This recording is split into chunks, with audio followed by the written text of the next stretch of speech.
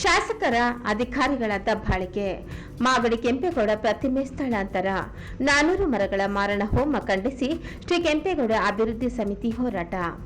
Press club ಸಭಾಂಗಣದಲ್ಲಿ ಮಾಗಡಿ ತಾಲೂಕು ಪುರಸಭೆ ಮುಂಭಾಗದಲ್ಲಿ ಇರುವ ಪೂಜ್ಯ ಕೆಂಪೇಗೌಡರ ಪ್ರತಿಮೆ ಉಳಿಮೆಗಾಗಿ ಮತ್ತು ಪ್ರತಿಮೆ ಸುತ್ತಮುತ್ತಲೂ ಇರುವ 400ಕ್ಕೂ ಹೆಚ್ಚು ಮರಗಳ ಮಾರಣ ಹೋಮ ಮಾಡಲು ಹೊರಟಿರುವ ಪುರಸಭೆ ಮತ್ತು ಸ್ಥಳೀಯ ಶಾಸಕರ ನಡವಳಿಕೆ ವಿರುದ್ಧ ಶ್ರೀ ಕೆಂಪೇಗೌಡ ಅಭಿವೃದ್ಧಿ ಸಮಿತಿ ವತಿಯಿಂದ ಅಧ್ಯಕ್ಷರಾದ ಡಾಕ್ಟರ್ ಎಚ್.ಎಂ. ಕೃಷ್ಣಮೂರ್ತಿ ಅವರು ಮಾಧ್ಯಮಗೋಷ್ಠಿ ಏರ್ಪಡಿಸಿದ್ದರು.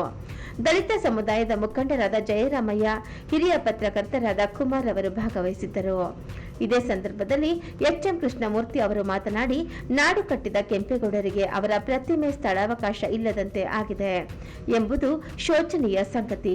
ಕೆಂಪೇಗೌಡರು ಪ್ರತಿಮೆ ಕಳೆದ 22 ವರ್ಷಗಳ ಹಿಂದೆ ಪುರಸಭೆ ಮುಂಭಾಗದಲ್ಲಿ ಪ್ರತಿಷ್ಠಾಪನೆ ಮಾಡಿ ಪ್ರತಿ ವರ್ಷ ಕೆಂಪೇಗೌಡ ಅವರ ಜನ್ಮ ದಿನಾಚರಣೆಯನ್ನು ಅದ್ದೂರಿಯಾಗಿ ಆಚರಿಸಿಕೊಂಡು ಬರಲಾಗುತ್ತಿದೆ. ಅಭಿವೃದ್ಧಿಯ ಹೆಸರಿನಲ್ಲಿ ಪೂಜ್ಯ ಕೆಂಪೇಗೌಡರ ಪ್ರತಿಮೆ ಸ್ಥಳಾಂತರ ಮತ್ತು ಅದರ ಸುತ್ತಮುತ್ತಲ 400 ಮರ ಗಿಡಗಳನ್ನು ಕಡಿಯಲಾಗುತ್ತಿದೆ. ಮಾಗಡಿ ಕ್ಷೇತ್ರದಲ್ಲಿ ಸ್ಥಳೀಯ ಶಾಸಕರಾದ ದುರಾಡಳಿತ ಬೆದರಿಕೆ ಒಡ್ಡುತ್ತಿದ್ದಾರೆ. ಪುರಸಭೆ ಅಧಿಕಾರಿಗಳು ಬೇಜವಾಬ್ದಾರಿ ಆಡಳಿತ. ಮಾಗಡಿ ಕೆಂಪೇಗೌಡರವರ ಕುರಿತು ಅಭಿಮಾನವಿಲ್ಲದ ಶೂನ್ಯರು ಇವರು. ಕೋಟೆ ಕಂದಕ ಮುಚ್ಚುವ ಕಾರ್ಯ ಮಾಡುವ ಪ್ರಯತ್ನ ಮಾಡಿದರು. ಇದೀಗ ಕೆಂಪೇಗೌಡರ ಪ್ರತಿಮೆ ತೆಗೆಯುವ ಪ್ರಯತ್ನ. 400 ಮರಗಳ ತೆರವು ಕಾರ್ಯಕ್ಕೆ ತಡೆ ನೀಡಬೇಕು. ಕೋರ್ಟ್ನಲ್ಲಿ ಕೇಸು ದಾಖಲಿಸಲಾಗಿದೆ. ಪ್ರಜಾಪ್ರಭುತ್ವ ವ್ಯವಸ್ಥೆಯಲ್ಲಿ ಜನರ ಅಭಿಪ್ರಾಯಕ್ಕೆ ಮನ್ನಣೆ ನೀಡಬೇಕು. ಜನರು ಕೆಂಪೇಗೌಡ ಪ್ರತಿಮೆ ಸ್ಥಳಾಂತರ ಮಾಡಬಾರದು ಹಾಗೂ ಮರಗಳನ್ನು ಉಳಿಸಬೇಕು ಎಂದು ಜನಾಭಿಪ್ರಾಯಕ್ಕೆ ಮನ್ನಣೆ ನೀಡಬೇಕು ಎಂದು ಹೇಳಿದರು.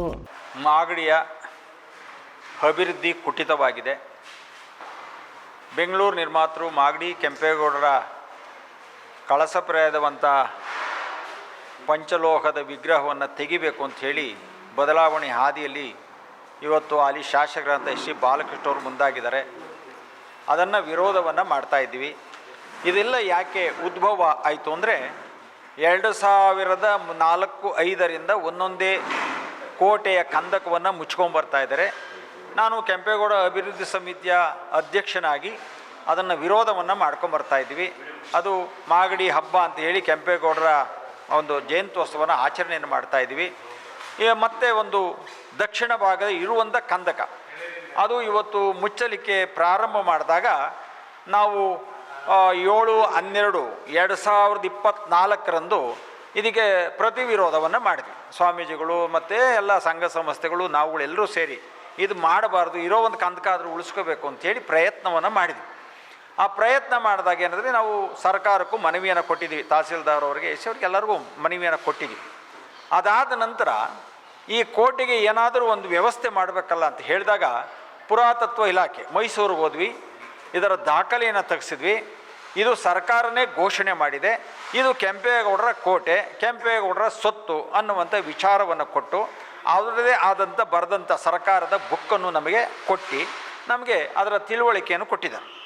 ಅದಾದ ನಂತರ ಇದನ್ನು ಉಳಿಸ್ಕೋಬೇಕು ಅಂದಾಗ ಅವ್ರು ಹೇಳಿದರು, ನಾವು ಬರ್ತೀವಿ, ಆ ಕೋಟೆಯ ಭಾಗವನ್ನು ಅಳತೆ ಮಾಡಿ ಸರ್ವೆ ಮಾಡಿ ಅಳತೆ ಮಾಡಿ ಅಲ್ಲಿ ಒಂದು ಪುರಾತತ್ವ ಇಲಾಖೆಯ ಒಂದು ಫಲಕವನ್ನು ಹಾಕಿ ಮುಂದೆ ಏನೇ ಕಾರ್ಯಕ್ರಮ ಮಾಡಿದ್ರೆ ನಮ್ಮ ಅನುಮತಿ ಇಲ್ಲದೆ ಏನೂ ಮಾಡಬಾರ್ದು, ಅದನ್ನು ನಮ್ಮ ಸುಭ್ರತೆಗೆ ಪಡಿಬೇಕು, ಅದಕ್ಕೆ ಬೇಲಿಯನ್ನು ಹಾಕಬೇಕು ಅಂತ ಹೊರಟಂಥ ಸಂದರ್ಭದಲ್ಲಿ DC ಅವ್ರಿಗೆ, AC ಅವ್ರಿಗೆ, ತಹಸೀಲ್ದಾರ್ ಅವ್ರಿಗೆ, ಪುರಸಭೆಯವ್ರಿಗೆ, ಪುರಸಭೆ ಅಧ್ಯಕ್ಷರಿಗೆ, MLA ಅವ್ರಿಗೆ ಸಾಕಷ್ಟು ಬಾರಿ ಒಂದು ಲೆಟ್ರನ್ನು ಬರೆದು ಇದನ್ನು ಕೆಂಪೇಗೌಡರ ಸೊತ್ತಾಗಿರುವ ಕಾರಣ ಅಳತೆ ಮಾಡೋಕ್ಕೆ ಬರ್ತೀವಿ, ನೀವೆಲ್ಲರೂ ಸಹಕರಿಸಿ ಅಂತ.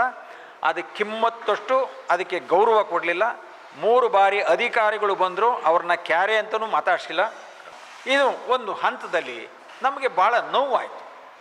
ಅದಕ್ಕೋಸ್ಕರ ನಾವು ಇದೆಲ್ಲ ವಿಚಾರಗಳನ್ನು ಬಂದು ಒಬ್ಬ ಸರ್ಕಾರದ ಅಧಿಕಾರಿಗಳಿಗೂ ನೀವು ಯಾವುದೂ ಒಂದು ಉತ್ತರವನ್ನು ಕೊಡ್ತಿಲ್ಲ ಅಂದಾಗ ನಿಮ್ಮ ಬೇಜವಾಬ್ದಾರಿತನ, ನಿಮ್ಮ ದುರಾಡಳಿತ ಎಷ್ಟರ ಮಟ್ಟಿಗಿದೆ ಅನ್ನೋದು ನಮಗೆ ಭಾಳ ನೋವನ್ನು ಕೊಟ್ಟಿದೆ. ಅದಕ್ಕೋಸ್ಕರ ಏನಾದರೂ ಮಾಡಿ ಉಳಿಸ್ಕೋಬೇಕಲ್ಲ ಅಂಥೇಳಿ ಪುರಾತತ್ವ ಇಲಾಖೆಯವ್ರಿಗೆ ಕೇಳಿದಾಗ ನಾವು ಎಷ್ಟು ಸಾರ ಮನವಿ ಕೊಡೋದು, ಒಬ್ಬರು ಅಧಿಕಾರಿಗಳು ಬಂದು ನಾವು ಯಾರು ಅಂತಲೇ ಕೇಳಲ್ಲ, ನಾವು ಏನು ಮಾಡೋಕ್ಕಾಗತ್ತೆ, ನಾವು ಅಸಹಾಯಕರು ಅನ್ನೋ ಒಂದು ಪರಿಸ್ಥಿತಿನ ನಿರ್ಮಾಣವಾಯಿತು. ಆಗ ನಾನೇನು ಮಾಡಿದೆ, ಕಾನೂನಿನ ಹೋರಾಟ ಮಾಡೋಣ ಅಂಥೇಳಿ ಹೈಕೋರ್ಟಿನ ನ್ಯಾಯಪೀಠಕ್ಕೆ ಒಂದು ಅಪೀಲನ್ನು ಹಾಕಿದ್ದೀವಿ. ಅದು ಇವತ್ತು ಕೆಂಪೇಗೌಡರ ಶಿಲೆಯನ್ನು ಯಾವುದೇ ಕಾರಣಕ್ಕೂ ಅದನ್ನು ತೆಗಿಬಾರ್ದು, ಇದು ತೀರ್ಮಾನವಾಗಬೇಕು ಒಂದು ಆದೇಶವನ್ನು ಅಧಿಕಾರಿಗಳಿಗೆ ಕೊಟ್ಟು ಅದಕ್ಕೊಂದು ಸಮಯವನ್ನು ನಿಗದಿಯನ್ನು ಮಾಡಿದ್ದಾರೆ. ಅದಕ್ಕೋಸ್ಕರ ನ್ಯಾಯಾಲಯದ ಮೇಲೆ ಭರವಸೆ ಇಟ್ಟು ಅದಕ್ಕೋಸ್ಕರ ನಾವು ಅದನ್ನು ನಿರೀಕ್ಷೆಯಲ್ಲಿ ನಾವಿದ್ದೀವಿ. ಇದೆಲ್ಲ ಮಾಡಿದ ನಂತರ ಮಾಗಡಿ ಶಾಸಕರಿಗೆ ಕೆಂಪೇಗೌಡರ ಕಂದಕವನ್ನು ನಾನೊಬ್ಬ ಶಾಸಕನಾಗಿ ಸರ್ಕಾರ ಇದ್ದು ಅಧಿಕಾರ ಇದ್ದು ನಾನು ಮುಚ್ಚಕ್ಕಾಗಲಿಲ್ವಲ್ಲ ಅಂತ ಹೇಳಿ ಇದನ್ನು ಬದಲಾವಣೆ ಹಾದಿಯನ್ನು ಹಿಡಿದರು. ಅದೇನು ಬದಲಾವಣೆ ಹಾದಿ? ಕೆಂಪೇಗೌಡರ ಪುತ್ಥಳಿಯನ್ನೇ ಬದಲಾವಣೆ ಮಾಡಬೇಕು ಅಂತ. ಹೌದು, ಕೆಂಪೇಗೌಡರ ಜಾಗ, ಕೆಂಪೇಗೌಡರ ಕೋಟೆ, ಕೆಂಪೇಗೌಡರು ಕೊಟ್ಟಿರೋದೆಷ್ಟು? ಅದು 10 ಅಡಿ, ಒಂದು 10 ಕುಂಟೆ ಜಾಗದಲ್ಲಿ ಆ ಕೆಂಪೇಗೌಡರ ಶಿಲೆ ಇದೆ. ಆ 10 ಕುಂಟೆನೂ ಕಿತ್ತು. ಇವರು ಮಾಡಿರೋ ಸಾಧನೆಯಾದರೂ ಏನು? 25 ವರ್ಷಗಳಲ್ಲಿ ನಿಮ್ಮ ಸಾಧನೆಯ ಯಾವುದಾದ್ರೂ ಇದ್ದರೆ ಒಂದು ಫೋಟೋ ಹೊಡೆದು ಕಳಿಸಿ. ಅವಾಗ ನಾವು ಒಂದು ಸಂತೋಷ ಬೀಳ್ತೀವಿ. ಹೌದಪ್ಪ, ನಮ್ಮ ಶಾಸಕರು 25 ವರ್ಷಕ್ಕಿಂತ ಒಂದು ದೊಡ್ಡ ಬಿಲ್ಡಿಂಗ್ ಕಟ್ಟಿರೋದು ಯಾವುದೋ ಡಾಕ್ಟರ್ ಅಂಬೇಡ್ಕರ್ ಭವನ ಕಟ್ಟಿದ್ರಿ, ಸಾಕಷ್ಟು ಬಿಲ್ ಮಾಡಿದ್ರಿ, ಇವತ್ತು ಅದಕ್ಕೆ ಖರ್ಚು ತೋರಿಸ್ತೀರಿ. ಬಾತ್ರೂಮ್ ಮುಚ್ಚಿ 10 ವರ್ಷ ಆಯಿತು, ಅದ್ರೊಳಗಡೆದು ಸುತ್ತ ಬಣ್ಣ ಹೊಡೆದು 25 ವರ್ಷ ಏನು 13-14 ವರ್ಷ ಆಯಿತು, 14 ವರ್ಷ ಆಯಿತು. ಒಂದು ದಿನ ತಿಂಗಳು ಬಿಲ್ ಮಾಡೋರು ಒಂದು ದಿನ ಕಸ ಗುಡಿಸ್ತಿಲ್ಲ. ನೀವು ಮಾಡಿರೋದಕ್ಕೆ ನಿಮ್ಮ ಮನಸ್ಥಿತಿಗೆ ನೀವು ಹೋಗಿ ಅಲ್ಲೊಂದು ಫೋಟೋ ತಗೊಂಡು ಒಳಗಡೆ ಹೋಗಿ ಆ ದಿನ ಬಾತ್ರೂಮಲ್ಲಿ ಒಳಗಡೆ ಒಯ್ದು ಬೀಗ ಹಾಕ್ಬಿಟ್ಟು ವಾಸನೆ ಹೊಡಿತದಲ್ಲ ಅಂಬೇಡ್ಕರ್ ಭವನ, ಅದ್ರೊಳಗೆ ಹೋಗಿ ನೀವು ಒಂದು ಸಾರಿ ಒಂದು ಚಿತ್ರೀಕರಣ ಮಾಡಿ ಒಂದು ಸಾರಿ ಮೂಸ್ ನೋಡಿ. ಆವಾಗ ನಿಮಗೆ ನೀವು ಮಾಡಿದ್ದಂಥ ಗರಂದಾರಿ ಕೆಲಸ, ನೀವೇನು ಸಾಧನೆ ಮಾಡಿದಿರಿ, ಆ ಮಾಗಡಿ ಎಷ್ಟು ವಲಸು ಬಂದು ನಾರ್ತಿದೆ ಅನ್ನೋದು ಅವ್ರಿಗೆ ಗೊತ್ತಾಗುತ್ತೆ. ಇನ್ನೊಂದು ವಿಶೇಷ ಏನಪ್ಪ ಅಂದರೆ, ಈ ಕೆಂಪೇಗೌಡರ ಶಿಲೆ ಹೆಸರಿನಲ್ಲಿ ಇವತ್ತು ಡಾಕ್ಟರ್ ಅಂಬೇಡ್ಕರ್ ಭವನ ಹೊಟ್ಟಿದ್ದೀರಿ, ಹೊಡೆಯಕ್ಕೆ ಆಯಿತು, ಎಲ್ಲ ಹೊಡಿತೀರಿ. ನಿಮ್ಮ ಸಾಧನೆ ಏನು? ಏನೂ ಇಲ್ಲ. ಇವತ್ತು 400ಕ್ಕೂ ಅಧಿಕ ಮರಗಳನ್ನು ಕಡಿಯೋಕೆ ಹೊಟ್ಟಿದ್ದೀರಿ. ಈ 400ಕ್ಕೂ ಅಧಿಕ ಮರಗಳನ್ನು ಕಡಿದ ಮೇಲೆ ಮಾಗಡಿಯಲ್ಲಿ ನಿಲ್ಲಕ್ಕೆ ನೆಲೆ ಇಲ್ಲ. ಬಿಸಿಲು ಬಂದರೆ ಎಲ್ಲಿ ಹೋಗಬೇಕು? ಕುಂತ್ಕೊಳ್ಳೋಕೆ ಜಾಗ ಇಲ್ಲ. ಅವ್ರನ್ನ ಯಾರನ್ನು ಕೇಳಬೇಕು? ನೀವು ಎಲ್ಲಾನ ಹೋಗಿ ಸಾಯಿರಿ ಅಂದರೆ ಎಲ್ಲಿ ಬರಬೇಕು? ತಾಲೂಕು ಆಫೀಸ್ಗೆ ಹೋಗಿ ಒಂದು ಮೂತ್ರ ವಿಸರ್ಜನೆ ಮಾಡೋಕ್ಕೂ ಅಲ್ಲೊಂದು ಬೋರ್ಡ್ ಹಾಕಿದ್ರು, ಎಲ್ಲರೂ ವಿಸರ್ಜನೆ ಮಾಡಬಾರ್ದು ಅಂತ. ಇವ್ರು ಯಾವ ಗೋಡೆ ಸಿಗ್ತದೋ, ಈ ನಾಯಿಗಳು ಹೋಗಿ ಗಿಡ ನೋಡಿಕೊಂಡು ವಿಸರ್ಜನೆ ಮಾಡ್ತಾವಲ್ಲ, ಅಂಥ ಪರಿಸ್ಥಿತಿಗೆ ಮಾಗಡಿ ಇವತ್ತು ವಿಸರ್ಜನೆ ಮಾಡುವಂಥ ಸಂದರ್ಭ ಇದೆ. ಅದನ್ನು ನಾವು ಹೇಳಿದ್ರೆ ಅದು ಕೆಟ್ಟದಾಗಿತ್ತು ಅನ್ಬೋದು. ನಮ್ಮ ಮಾಗಡಿ ತಾಲೂಕಿನ ಒಂದು ಘನತೆಯನ್ನು ನಾನು ಹಾಳು ಮಾಡ್ತಾ ಇದ್ದೀನಿ ಅಂತ ನನಗೆ ಅನ್ನಿಸ್ತದೆ. ಆದರೆ ಅಲ್ಲಿ ಆಗ್ತಿರೋ ಅನ್ಯಾಯ ಇದೆಲ್ಲ, ಅದನ್ನು ಸಹಿಸ್ಕೊಳ್ಳೋಕ್ಕಾಗ್ತಾಯಿಲ್ಲ.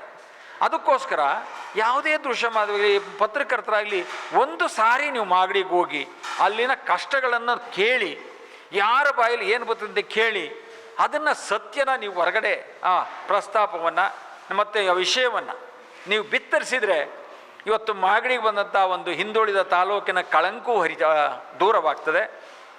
ಇವತ್ತು ಕೆಂಪೇಗೌಡರ ಕಳಸಪ್ರಾಯದುವಂಥ ಕಿರೀಟ ಅಲ್ಲಿ ಉಳಿತದೆ. ಬೆಂಗಳೂರು ಕಟ್ಟಿದಂಥ ಪುಣ್ಯಾತ್ಮರು ಇವತ್ತು ಮಾಗಡಿ ಕೆಂಪೇಗೌಡರಿಗೆ ಒಂದು ದೊಡ್ಡ ಗೌರವ ಬರ್ತದೆ. ಆ ಹೋರಾಟಕ್ಕೆ, ಆ ಧರ್ಮಕ್ಕೆ, ಆ ಇತಿಹಾಸವನ್ನು ಉಳಿಸುವ ಕೆಲಸಕ್ಕೆ ತಮ್ಮೆಲ್ಲ ಸಹಕಾರಗಳು ನಮಗೆ ಬೇಕು ಅಂತ ಹೇಳಿ ತಮ್ಮಲ್ಲಿ ನಾನು ಪ್ರಾರ್ಥನೆಯನ್ನು ಮಾಡ್ಕೊತೀನಿ.